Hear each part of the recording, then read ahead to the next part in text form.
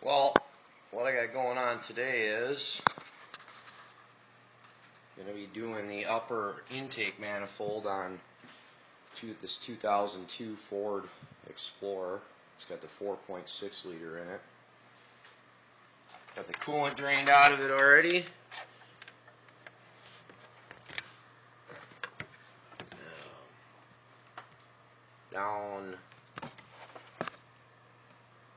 Down in there, it's leaking coolant. We'll get the cover off of here.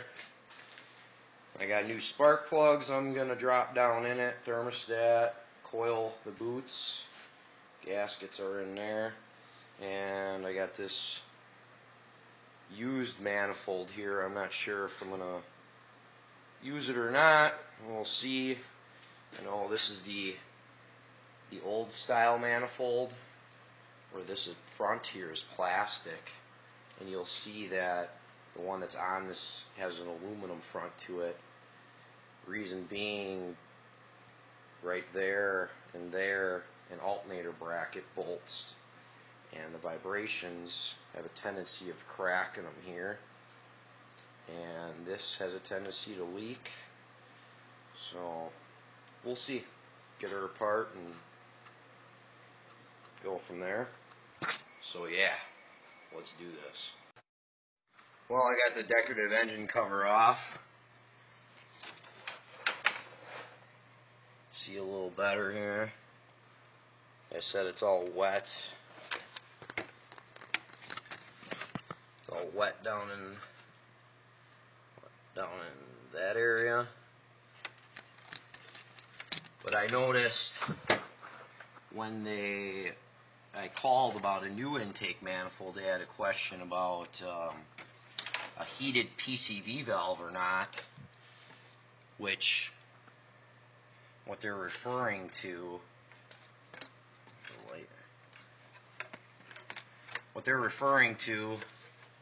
is this hose right here is a coolant hose, and then there's another one that's coming out right here, and this tube right here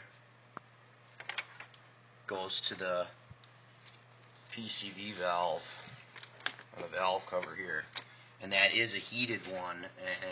And so what the difference in the manifolds are is there's a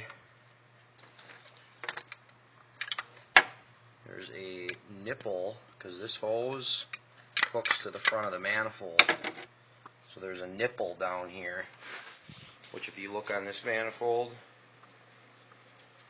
there's no nipple in here. So that's not going to work. Always something. Okay, got that throttle body off of there. Not too bad. Pretty much get your 8mm socket, and pretty much all the bolts that hold that down are all 8 mils, and a couple 10mm hold this EGR valve to the side of that throttle body. I decided to unbolt that versus fighting. There's the rusty tube nut on the back. But yeah, you unplug all your coil packs and injectors. Staring at you there. You got your other side. Just pretty much unplug them. Touch all your hoses and clips. Just look at anything attached to it and start unplugging it. Pretty straightforward. But yeah, here's that nipple I was talking about that isn't on the other one. And yes, this is the updated intake. I think they started using these 2002, I believe. Somewhere around there they went to the aluminum front. Got all the coil packs out. You may have noticed before when I shine down here, I had black silicone around that coil because the coolant leaked out and went down in that spark plug hole there and shorted out the coil pack so I had another used one laying around, so I blew the hole out and put some silicone around it as a band-aid for a couple days till the weekend came up. And pulling these coil packs, I found the best. They are a 7mm socket fits it. The best tool I found for it is a 1/4" drive chrome swivel. That would be a 7mm. Works the greatest for getting them out. And always put anti-seize on them when you go. You can see that guy down there is just all corroded.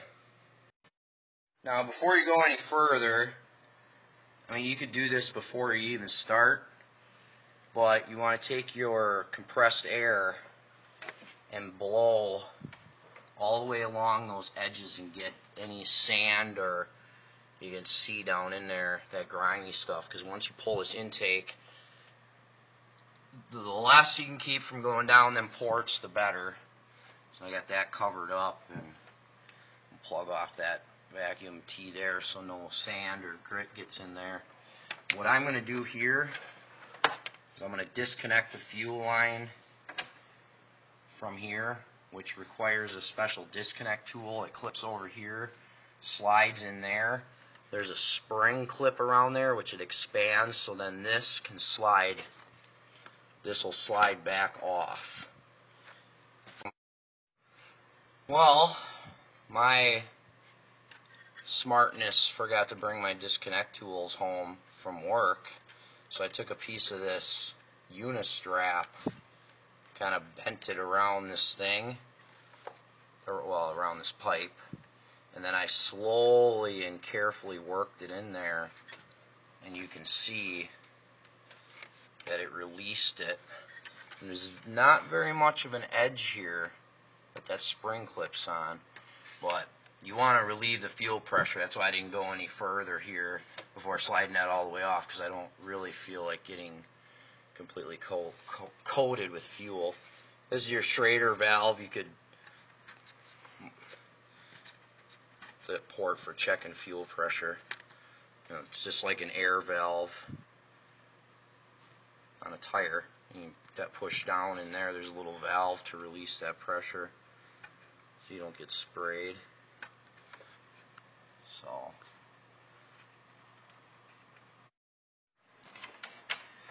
intake now off. Clean up all them gasket surfaces.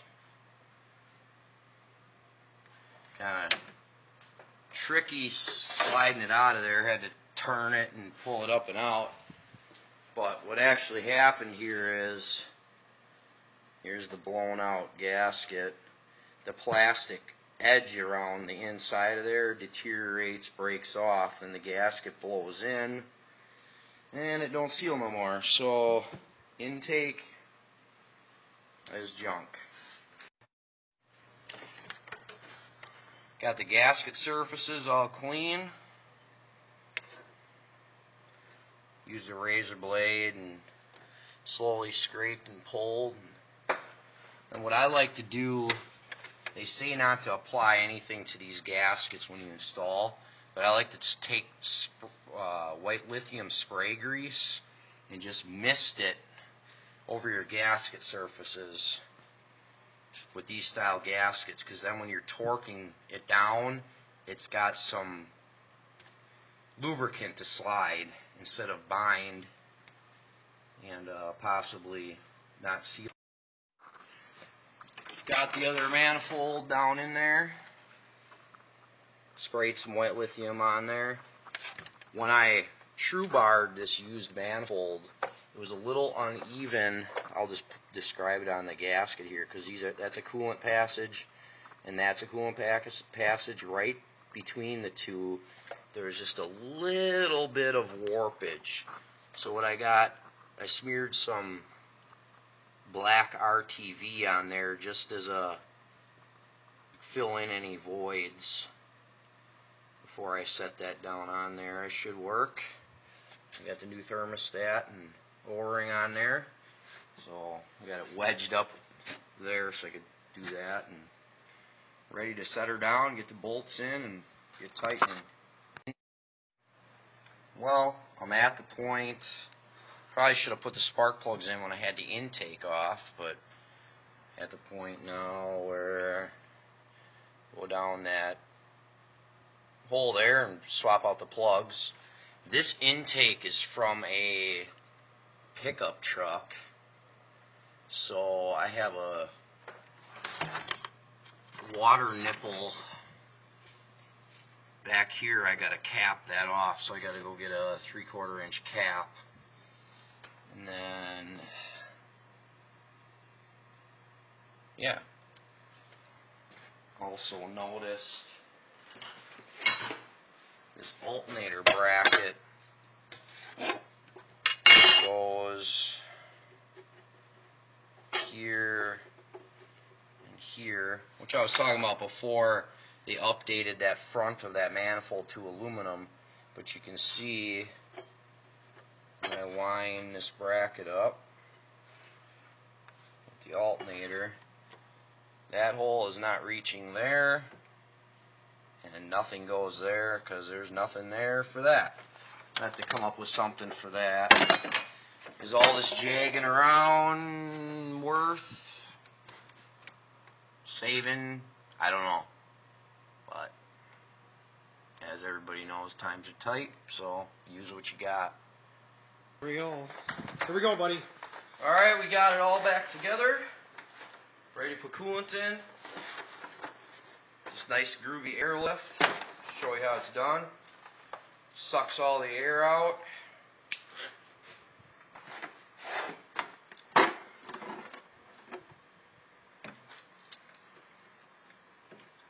We need some extra light in here, though. I know lighting sucks. Where's the lighting crew? Come on, Tim. So you put that in there. You can pick this up for $165. Big bucks. This way you get no trapped air pockets in there. Just like that. Oops, sorry. I'm right. Yeah, move it or I'll trip your cameraman. Sorry, cameraman. Standing on your hose.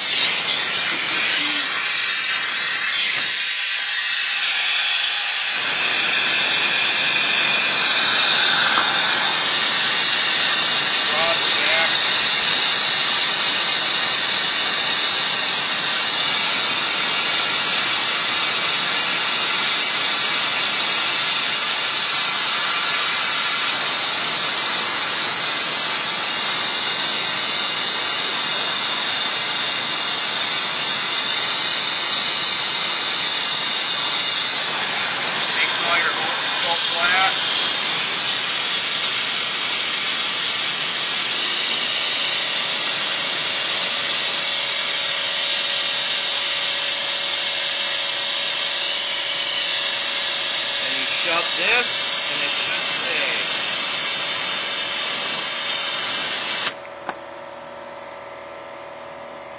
The gauge shouldn't move. We're holding over 25 pounds of vacuum. Good test. There you go, cameraman Eric. Disconnect this. Comes with different adapters for different size radiator necks.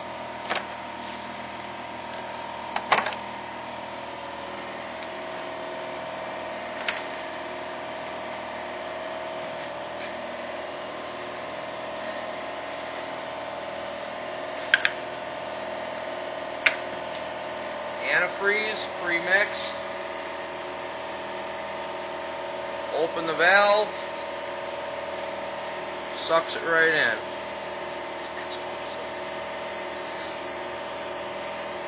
Sucks it like she knows it. Yeah.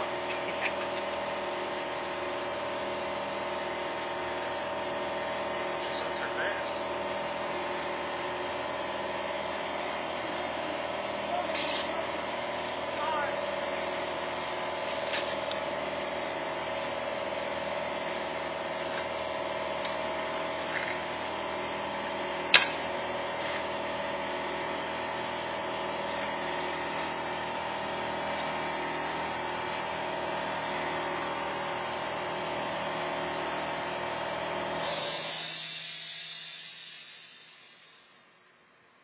was silence.